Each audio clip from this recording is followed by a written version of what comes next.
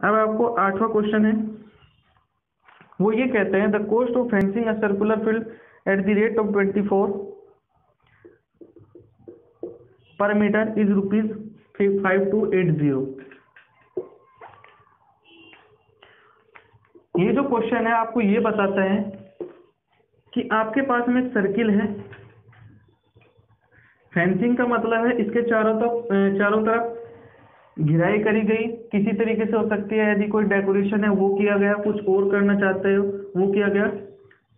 बस ये याद रखना कि इसके चारों तरफ की गई, अंदर इसको कुछ नहीं छेड़ा गया, बाहर की तरफ हुआ जो कुछ भी हुआ, ठीक है, इसकी सरकमफ्रेंस पर हुआ जो कुछ भी हुआ। तो यहाँ से शुरुआत करने पर यहाँ तक अंत करने पर 24 रुपये पर मीटर लेता है वो करने वाला। उसका जो टोटल अमाउंट हो 5280 हुआ। तो बच्चों इस तरीके का क्वेश्चन यदि हम करना चाहे तो पेपर में 5280 को यदि हम डिवाइड करते हैं 24 से, तो जो आंसर होगा वो इसका सरकमफ्रेंस होगा।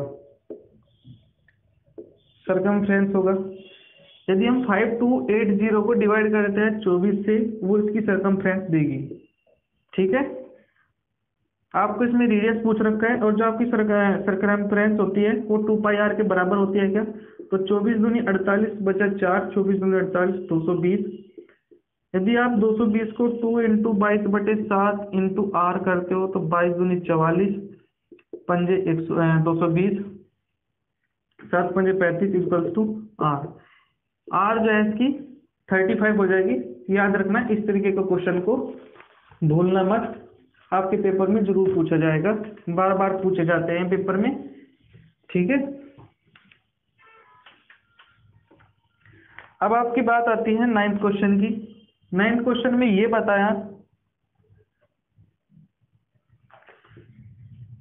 ये कोई ट्री था,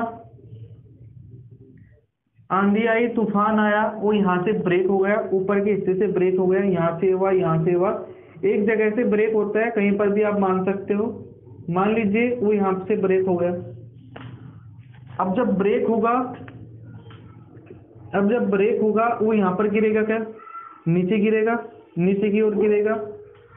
अब उसने ये बताया, एग्जामिनर ने क्वेश्चन ने ये बताया कि जो पेड़ ब्रोक हो गए, नीचे गिरा, वो 30 डिग्री का एंगल बनाता है। इसको बोलते हैं आप एंगल ऑफ एलिवेशन, ठीक है। यदि वो एंगल ऑफ डिप्रेशन बताता तो ये एंगल होता एंगल ऑफ डिप्रेशन। यहाँ पर उसने एंगल ऑफ एलिवेशन बताया, तो इस एंगल को यहाँ पर लिखते हैं एंगल ऑफ एलिवेशन को। ये आपका 90 डिग्री होता है, याद रखना, क्योंकि एक स्ट्रेट आपके पास में ट्री है। और उसने ये भी बताया कि जब वो ट्री डला तो उसके ट्री के फुट से और ग्राउंड का डिस्टेंस कितना है, 8 मीटर। अब आपको उस ट्री की हाइट बतानी है जहां से वो टूटा। अब आपको उस ट्री की हाइट बतानी है ग्राउंड से जहां से वो टूटा। तो ये आपका ट्रिग्नोमेट्री पे डिपेंड करता है कि ट्रिग्नोमेट्री कितनी आपकी अच्छी है और उसके आपको वैल्यू याद है कि नहीं। अब बच्चों इसके सामने वाली साइड क्या होती है, परपेंडिकुलर, नीचे वाला क्या होता है, बेस, ये होता है आपका हाइपोटेन्यूज। वो टी रेशियोज देखो जिसमें परपेंडिकुलर अपॉन बेस का रेशियोज गिवन होता है, तो कौन सी है, वो आपकी tan थीटा देती है क्या, याद रखना, P B P H H B sine cos tan. Sine cos tan में क्या है, P B P H H B, perpendicular upon base. Perpendicular कितना है आपका, उसकी हाइट है, बेस कितना है आपका 8, tan थीटा कितना है, tan 30 डिग्री। 30 डिग्री क्या होता है, 1/√3 होता है क्या। तो जो इसकी हाइट होगी क्या होगी, 8/√3 होगी क्या इसकी हाइट ट्री की। याद रखना क्या दे रखा है मीटर में, तो मीटर में याद रखना कि यहाँ से जो है वो ग्राउंड से जो पेड़ है वो 8/√3 की डिस्टेंस से टूटा, हाइट से टूटा। अब आपका आता है नेक्स्ट क्वेश्चन, क्वेश्चन नंबर 10। बच्चों यदि आपको समझ में आ रहा है तो लाइक करना, शेयर करना, सब्सक्राइब करना। इसी तरीके से मैं एक और वीडियो बनाऊंगा जिसमें आपको पार्ट 2 कराऊंगा, ठीक है। उसमें आपका स्टोरी बेस्ड क्वेश्चन होते हैं। आपका 10वां क्वेश्चन आता है ये, if the perimeter and the area of a circle are numerically equal then find the radius of the circle. यदि किसी सर्किल का पेरीमीटर और एरिया आपस में बराबर होता है तो उसकी रेडियस निकालनी है। कैसे? आपके पास में एक सर्किल है, उसका एरिया बराबर है उसके पेरीमीटर के। एरिया क्या होता है? पाई आर स्क्वायर। पेरीमीटर क्या होता है? 2 पाई आर। ये सब कुछ आपस में बराबर दे रखा है, तो रेडियस ये वाली रेडियस आपस में बराबर होगी, तो इसके स्क्वायर से एक रेडियस चली जाएगी। क्या? इधर से पाई चला जाएगा, तो आर यहाँ पर 2 दे रखा है। जो भी आपकी यूनिट दे रखी है, सेंटीमीटर तो सेंटीमीटर, यूनिट तो यूनिट, इसमें आपको कुछ नहीं दे रखा, तो 2 यूनिट आप लिख के आना। डायरेक्ट आपको आर इक्वल टू 2 नहीं छोड़ना है। यदि आप 2 छोड़ के आओगे तो 0.5 आपको नंबर मिलेंगे, 0.5 आपके कट जाएंगे। यदि आप आर इक्वल टू 2 यूनिट लिखते हो तो आपके 1 नंबर पक्के हो जाएंगे। याद रखना, इतना इतना सा भी आपका पॉइंट जो है नंबर काट लेते हैं, तभी आप बोलते हैं हमने तो पूरा आंसर लिख के आए थे 2, लिए नहीं बोलते कि 2 यूनिट। ठीक है, तभी तो आपकी स्टेप मार्किंग आपके नंबर कट कर लेती है। अब आपका आता है right the empirical relationship between mean, median and mode. Median, mean और मोड, इनमें एम्पायरिकल रिलेशनशिप क्या है बच्चों? मीडियन का 3 गुना वो जमा होता है, वो बराबर होता है मीन प्लस 2 मोड। याद रखना, ये रिलेशनशिप होती है, इसको डायरेक्ट याद करना। ठीक है, ये एक नंबर आपको डायरेक्ट भी दे देता यदि आपको याद होगा तो। अब आपका अगला क्वेश्चन आता है, for what values of P this the pair of equation has unique solution. 4x plus P Y plus 8 equals to 0, 2x plus 2y plus 2 equals to 0। बच्चों मैंने यूनिक सॉल्यूशन के बारे में बताया था क्या? एक बार और पढ़ लेते हैं। एक बार तो मैंने पहले अपनी वीडियो में अच्छे से समझाया है, एक बार फिर दोबारा मैंने आपको इसी वीडियो में बताया है, और अब मैं फिर बताने जा रहा हूँ कि जो यूनिक सॉल्यूशन है आपका, सबसे पहली बात, एक तो कंसिस्टेंट भी दे सकता है, कंसिस्टेंट विद यूनिक सॉल्यूशन आपको इस तरीके से कंफ्यूज कर सकता है। और दूसरा ये बताया है कि फिक्स पी की कौन सी वैल्यू पर ये जो इक्वेशन है वो यूनिक सॉल्यूशन देगी। तो जो यूनिक सॉल्यूशन का स्टेटमेंट होता है, तो a1/a2 नॉट इक्वल्स टू होना चाहिए b1/b2, हमें अच्छे से पता है, आपको भी पता होना चाहिए। तो 4/2 is equals to p/2, 4/2 is equals to p/2। अब यदि एक बात याद रखना, यदि p की वैल्यू 4 हो जाती है तो ये यूनिक सॉल्यूशन रहेगा क्या? नहीं रहेगा। क्यों नहीं रहेगा? क्योंकि 4/2 यदि 4/2 के बराबर हो जाता है तो ये यूनिक सॉल्यूशन नहीं होगा। ठीक है, वो यूनिक सॉल्यूशन नहीं होगा। यदि p की वैल्यू कुछ और हो जाती है तब वो यूनिक सॉल्यूशन होता है। तो इससे हमें ये मिला, इससे हमने ये जाना कि यदि p की वैल्यू 4 ना हो करके कुछ और हो जाती है, कुछ भी वैल्यू हो, 1 हो, 2 हो, 3 हो, 5 हो, 6 हो, 7 हो, कुछ भी जितनी भी वैल्यू है आपकी वो हो, तो ये जो स्टेटमेंट है, ये जो आपकी इक्वेशन है वो यूनिक सॉल्यूशन देगी। तो इसमें हमने ये जाना, यदि p की वैल्यू हम 4 ना रखे, कुछ भी और वैल्यू रखे, तो ये वैल्यू, ये जो आपकी इक्वेशन है वो यूनिक सॉल्यूशन देगी। ये आपको याद रखना है। तो इसमें आंसर में क्या लिखोगे? p जो है वो 4 नहीं होना चाहिए और कुछ भी हो सकता है। ठीक है, इस तरीके से यदि आप लिखते हो तो आपको 1 नंबर मिल जाएगा, आपके नंबर नहीं कटेंगे। अब आपकी बात आती है अगले क्वेश्चन की। बच्चों इसी तरीके से पढ़ना, इस चैनल पर आपको अच्छे से सारे सैंपल पेपर मैं कराऊंगा, एनसीईआरटी के ही कराऊंगा। ये तो मैं सीबीएसई ने जो अपनी ऑफिशियल वेबसाइट पर रिलीज किया है वो करा रहा हूँ, लेकिन जो आगे मैं सैंपल पेपर कराऊंगा वो एनसीईआरटी का ही होगा। जो आपकी एनसीईआरटी सैंपल पेपर रिलीज करती है वो मैं आपको कराऊंगा। अब आपकी ये दे रखा है, what type of straight lines will be represented by the system of equations. 2x plus 3y is equals to 5। ये बार बार आपके कंसेप्ट को अच्छे से पूछना चाहते हैं, अच्छे से देखना चाहते हैं कि आप कितना पढ़ के आए हो। ये बताया गया कि आपके पास में ये 2 इक्वेशन है, इक्वेशन फर्स्ट और इक्वेशन सेकेंड। ये बताओ ये किस तरीके की लाइन देगी? ये इंटरसेक्टिंग लाइन देगी, ये पैरेलल देगी, पैरेलल लाइंस देगी, पैरेलल लाइंस देगी, ये फिर आपका कोइंसिडेंट लाइंस देगी। तो ये मैं आपको अपने आपके ऊपर छोड़ देता हूँ, इसका आपको कमेंट करना है, क्योंकि मैंने इस तरीके के आपको 3-4 क्वेश्चन करा दिए हैं पहले से ही। जो इस बच्चे को आप पता है अच्छे से, वो कमेंट करके जरूर बताना कि ये किस तरीके से आपकी लाइन देगी। ये दोनों आपकी इक्वेशन इंटरसेक्टिंग लाइन देगी, पैरेलल लाइंस देगी, कोइंसिडेंट लाइंस देगी, वो आपको कमेंट करना है, ठीक है। एक तो क्वेश्चन आप कर ही सकते हो ना, लिखना ही तो है कि कौन सी लाइन देगी, कोइंसिडेंट देगी, इंटरसेक्टिंग देगी या फिर आपकी पैरेलल लाइंस देगी। अब आपका नेक्स्ट क्वेश्चन आता है प्रोबेबिलिटी का। प्रोबेबिलिटी मैंने आपको अच्छे से पढ़ा है, यानी कि अभी तक मैंने आपको जितना भी अपने यूट्यूब चैनल पर जो आपके चैप्टर है वो मैंने आपको कराए हैं। ये सभी आपके 1 से 16 नंबर तक जितने भी क्वेश्चन आएंगे वो आपको सभी क्वेश्चन करा देगी। अभी तक मैंने आपको 5 चैप्टर कराए हैं, यानी कि 5 चैप्टर में से 1 से 16 नंबर तक जितने भी क्वेश्चन आपके आएंगे ये सभी आपके कंप्लीट हो गए हैं। मैंने इस तरीके से आपको पढ़ाया है, इस तरीके से अपने यूट्यूब चैनल पर सारे वीडियो क्लासेस अपलोड किए हैं। 1 से 16 तक जितने भी क्वेश्चन हैं मैं आपके मेरे 5 चैप्टर से हो जाएंगे, ठीक है। अब इसमें जो प्रोबेबिलिटी का क्वेश्चन है वो ये है कि आपके पास में एक बैग है जिसमें 3 जो है रेड बॉल है, 5 ब्लैक बॉल है, और आपको ये बताना है a ball is drawn at random from the bag, what is the probability that the ball drawn is red. 3 तो आपकी रेड है और 5 आपकी ब्लैक है, और प्रोबेबिलिटी बतानी है आपको रेड बॉल की। तो कैसे करते हैं, ऊपर तो होता है आपका फेवरेबल, नीचे होता है आपका total outcomes. Favourable outcomes upon total outcomes. Favourable कितना है 3, टोटल कितना है 8, तो ये आपकी प्रोबेबिलिटी हो जाएगी 3/8। एक दूसरे इसमें चॉइस दी गई है, वो ये कहती है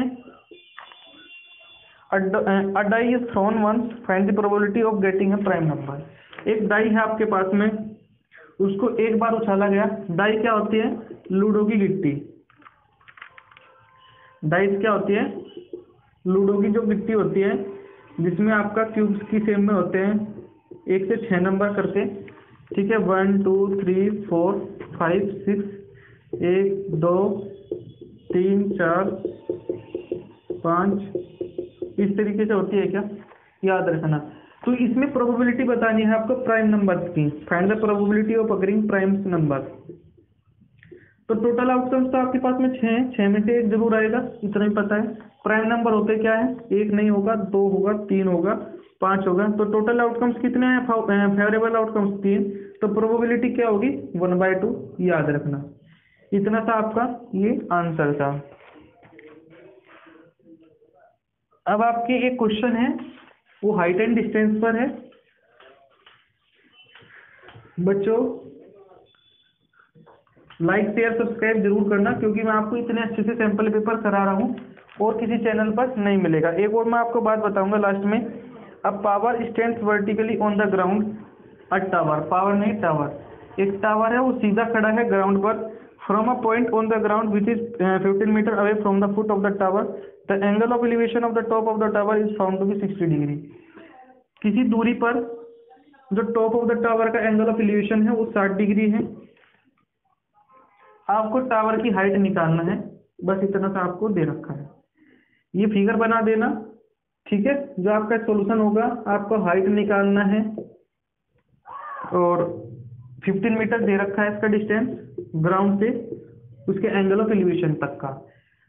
एक जो मैंने आपको पहले बता रखा है, ये आपका परपेंडिकुलर होगा, ये आपका बेस होगा, और 90 डिग्री के एंगल वाला जो साइड होता है वो आपका हाइपोटेन्यूज होता है क्या।